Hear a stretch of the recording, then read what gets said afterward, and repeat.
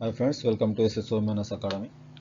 క్లాస్లో మనం త్రిభుజానికి సంబంధించిన మరికొన్ని ప్రాబ్లం డిస్కస్ చేద్దాం. ఆల్రెడీ ప్రీవియస్ క్లాస్లో మనం పార్ట్ 1 పార్ట్ 2 చూసినాం ఫ్రెండ్స్. ఈ క్లాస్లో మరికొన్ని ప్రాక్టీస్ బిట్స్ చూద్దాం. ఫస్ట్ ప్రాబ్లం చూడండి. ఇక్కడ ఎవరైతే సబ్స్క్రైబ్ చేసుకున్నారో ఫ్రెండ్స్ సబ్స్క్రైబ్ చేసుకోండి, లైక్ చేయండి, షేర్ చేయండి ఫ్రెండ్స్. వీడియో చివరి వరకు చూడండి. Okay, first problem. ఒక త్రిభుజం యొక్క వైశాల్యము 1445 చదరపు సెంటీమీటర్లు. దాని భూమి మరియు ఉన్నతుల నిష్పత్తి 2:5 అయితే భూమి మరియు ఉన్నతుల మొత్తం ఎంత అంటున్నాడు. ఇక్కడ భూమి మరియు ఉన్నతి అంటే బేస్ అండ్ హైట్. ఉన్నతి అంటే ఏంది? ఇక్కడ హైట్. చూడండి, మనం given data. So what is given in the problem? Data ఇచ్చిన దత్తాంశంను ముందుగా రాసుకుందాం ఫ్రెండ్స్. ఇక్కడ చూడండి, ఇచ్చిన దత్తాంశం ఏంది? వైశాల్యం ఇచ్చిండు. ఎంత వైశాల్యం? 1445 చదరపు సెంటీమీటర్లు ఆర్ స్క్వేర్ సెంటీమీటర్. తర్వాత నెక్స్ట్ భూమి మరియు ఉన్నతుల నిష్పత్తి ఇచ్చిండు, అంటే base and height. Ratio of base and height ఎంత ఇచ్చిండండి? 2:5 ఇచ్చిండు. నెక్స్ట్ ఏమి ఇచ్చిండు? బేస్ కనుక్కోవాలండి, హైట్ కనుక్కోవాలా. ఓకే, వైశాల్యం ఇచ్చిండు, నిష్పత్తి ratio of base and height ఇచ్చిండు. మనం ఏం కనుక్కోవాలా? బేస్ అండ్ హైట్ కనుక్కోవాలా. ఎలా కనుక్కుంటామండి? వైశాల్యం ఏముంది ఇక్కడ? ఏరియా 1445. సింపుల్ ప్రాబ్లం అండి. చూడండి, వైశాల్యం ఎంత ఉన్నదండి ఇక్కడ? 1445. చూడండి, వైశాల్యం 1445. తెలిసి మీకు ఏరియా ఆఫ్ ట్రయాంగిల్ ఎంత అండి? Half into base into height is equal ఎంత ఇచ్చిండు? 1445 ఇచ్చిండు. సో ఇక్కడ రేషియో ఏమి ఇచ్చిండు? 2:5 ఇచ్చిండు కదా. సో ఇక్కడ బేస్ నేను ఏమనుకుంటున్నాను అంటే 2x అనుకుందాం, హైట్ ఏమనుకుందాం 5x అనుకుందాం. ఓకే, సో ఇక్కడ సబ్స్టిట్యూట్ చేయండి. 1/2 into 2x into 5x okay is equal 1445. ఇక్కడ 2 క్యాన్సిల్ అయిపోయిందండి ఇక్కడ. So x is equal to ఏమవుతుంది? 1445/5. ఓకే, నా క్యాన్సిల్ చేయండి. ఇక్కడ x ఇంటూ x ఎంత? x square. ఇక్కడ నా 5 1 ద 5. ఓకే, 5 2 ద 10, 4 ఉంటుందండి ఇక్కడ. 4 4 44, 5 8 ద 40, 4 ఉంటుంది అగైన్, 5 9 ద 45. నా 289 అండి. x square is equal to ఎంత అండి? 289. x square is equal 289. x is equal to ఎంత? under root of 289. Now what is the square root of 289? 17. What is the square root of 289? 17. Okay, now చూడండి, ఇక్కడ base is equal ఎంత అవుతుందండి? 2x కదా. 2 into 17 34, again 5 into 17 85. Okay, 17 5 85. No రెండింటిని ఏం అడిగింది ఇక్కడ? మొత్తం అడిగింది. బేస్ మరియు ఉన్నతుల మొత్తం రెండింటిని ఎడిషన్ చేయండి. 34 + 45. 34 + 45 ఎంత? 5 + 4 9, 8 + 3 11, 119. Okay, so 119 is the answer అండి. So option 2 is the correct answer. Okay, right. Next problem.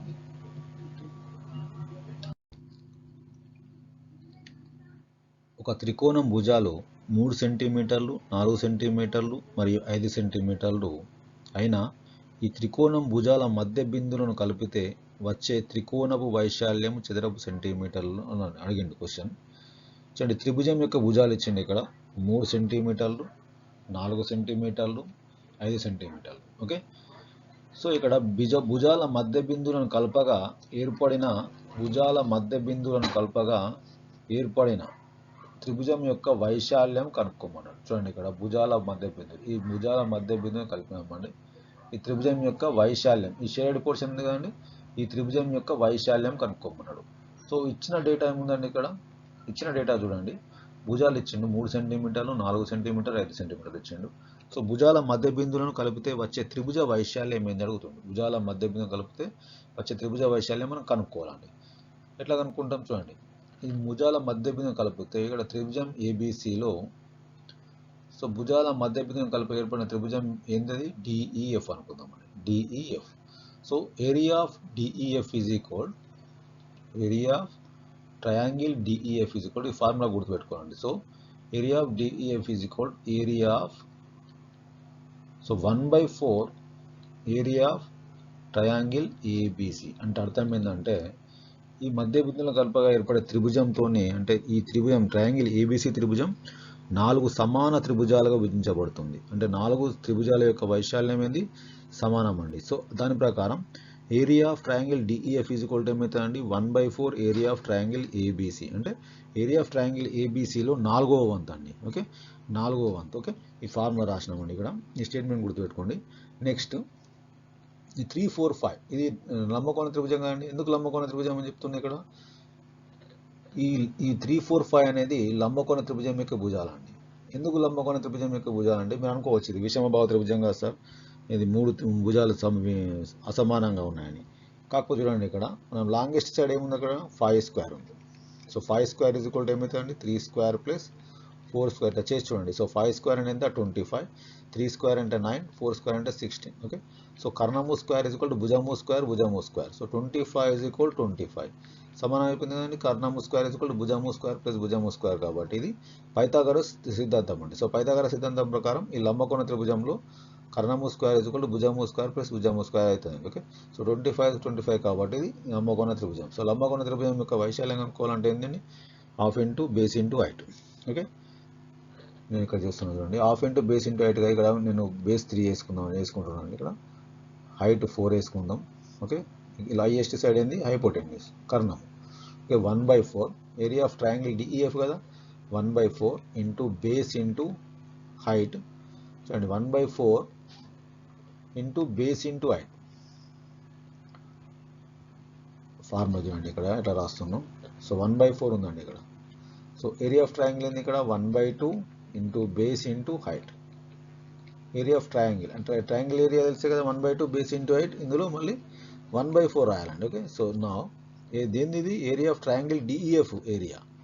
నా 1/4 ఇంటూ 1/2 బేస్ ఎంత ఉందండి ఇక్కడ 3 ఉంది, హైట్ ఎంత ఉంది 4 ఉంది. సో క్యాన్సిల్ అవుతుంది ఇక్కడ. చూడండి 2 1s 2 2s 2 1s 2 2s. Next 2 1s ఇక్కడ 2 2s అండి. ఏమొస్తుంది ఇక్కడ పైన 3 ఉంది న్యూమరేటర్లో, కింద డినామినేటర్లో 2 ఉంది, 3/2. సో ఆన్సర్ ఏమవుతుంది ఇక్కడ 3/2. Third option is the correct answer. Okay, right. ఒక త్రిభుజ వైశాల్యం 1176 చదరపు సెంటీమీటర్లు మరియు భూమికి ఎత్తుకు గల నిష్పత్తి 3:4 అయిన త్రిభుజం ఎత్తు ఎంత? ఇది మొదటి ప్రాబ్లం అండి, సేమ్ మొదటి ప్రాబ్లమే. ట్రై చేయండి ఒకసారి, అయినా చేద్దాం చూడండి. సో ఫస్ట్ మనం ఇచ్చిన డేటా రాసుకుందామండి. ఇచ్చిన డేటా ఏంది area 1176 square centimetre. So base ratio of base and height is 3:4. Find out the height of the triangle. Simple problem. So area ఇచ్చిందండి ఇక్కడ, area is equal 1176. So formula తెలిసే కదా, half into base into height is equal 1176. So ratio ఏమి ఇచ్చిండండి ఇక్కడ 3:4 ఇచ్చిండు. ఇది B and H అండి. ఓకే, నా బి ఈజ్ ఈక్వల్ టు ఏమనుకుందామండి 3x అనుకుందాం, హెచ్ ఈజ్ ఈక్వల్ 4x అనుకుందాం. ఇందులో సబ్స్టిట్యూట్ చేసేయండి 1/2 3x ఇంటూ 4x అండి. ఓకే, 1176. 2 1s 2 2s క్యాన్సిల్ అయిపోయిందండి. నా ఎక్స్ ఈజ్ ఈక్వల్ టు ఏమవుతుందండి, సో 1176/3 2s 6. ఓకే, నా 6 టేబుల్స్ అని క్యాన్సిల్ చేయండి ఇక్కడ. 6 1s 6. ఇక్కడ ఏమవుతుందండి 6 1s 6 అయిపోతే 5 ఉంటుంది. Okay, 5 7 57. 6 5s 45. Okay, 6 6s 36. 6 8s 48.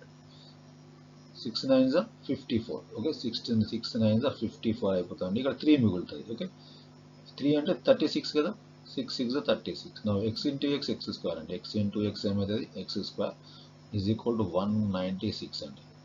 నా X square is equal to 196. X is equal to ఏమవుతుందండి అండర్ రూట్ ఆఫ్ 196. నా ఎక్స్ ఈజ్ ఈక్వల్ టు ఏమవుతుందండి స్క్వేర్ రూట్ ఆఫ్ 196 ఎంత 14. నా ఎక్స్ ఈజ్ ఈక్వల్ 14 అంటే హైట్ కనుక్కోవాలండి 4 ఇంటూ 14. 4 ఎంత అండి 56 సెంటీమీటర్. సో 56 ఏంది fourth option is the correct answer. Okay, right.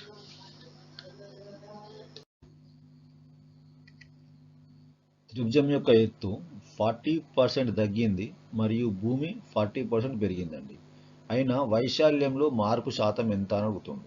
Okay, so మనం ఇచ్చిన డేటా ఏంది ఇక్కడ, త్రిభుజం ఎత్తు ఎంత తగ్గింది 40% తగ్గింది, త్రిభుజం యొక్క భూమి ఎంత పెరిగింది 40% పెరిగింది.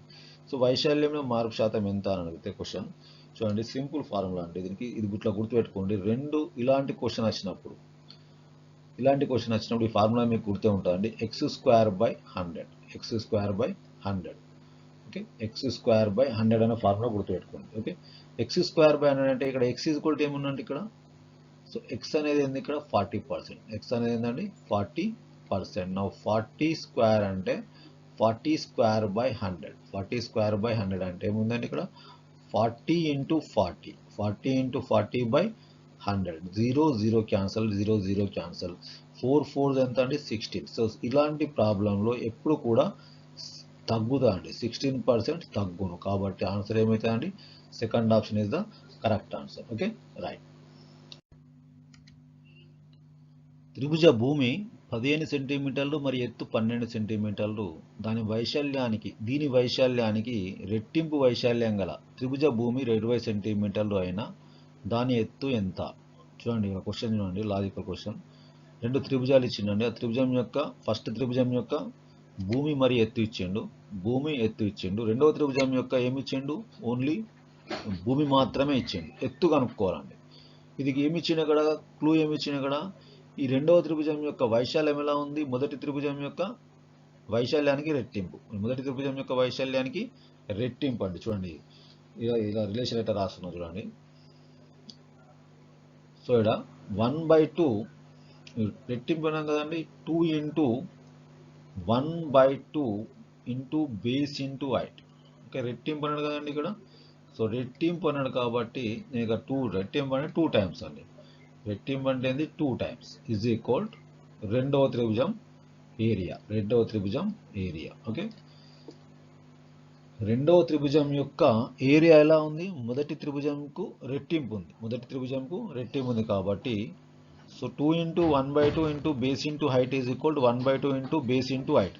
ఈ మొదటి త్రిభుజం యొక్క భూమి మరియు ఎత్తులను రెండవ త్రిభుజం యొక్క భూమి మరియు ఎత్తు ఇవ్వాలి కదా. ఇచ్చిన డేటాను మనం ఇందులో సబ్స్టిట్యూట్ చేద్దామండి. చూడండి, సబ్స్టిట్యూట్ చేసి చూద్దాం, మనకు వాల్యూ చేస్తాం. సబ్స్టిట్యూట్ చేసేస్తే నా 2 × 1/2 into base. So what is the base of first triangle 15 into height ఎంత ఉందండి 12. నెక్స్ట్ రెండవ త్రిభుజం యొక్క 20 ఇంటూ హెచ్ అండి. నా 2 2 క్యాన్సిల్ అయిపోయింది ఇక్కడ. నెక్స్ట్ ఇంకేంది 2 1s 2 10s అండి. ఇలా మిగిలిన రాస్తున్నాను చూడండి. H into 10 is equal 15 into 12. H into 10 is equal 15 into 12. నా H is equal 15 into 12/10. 15 into 12/10. 5 3s 5 2s. Okay, 2 1s 2 6s. Now h is equal 6 3s 18 centimeter. So second option is the correct answer. Okay, నచ్చితే like చేయండి, subscribe చేయండి, share చేయండి. Okay friends, thank you.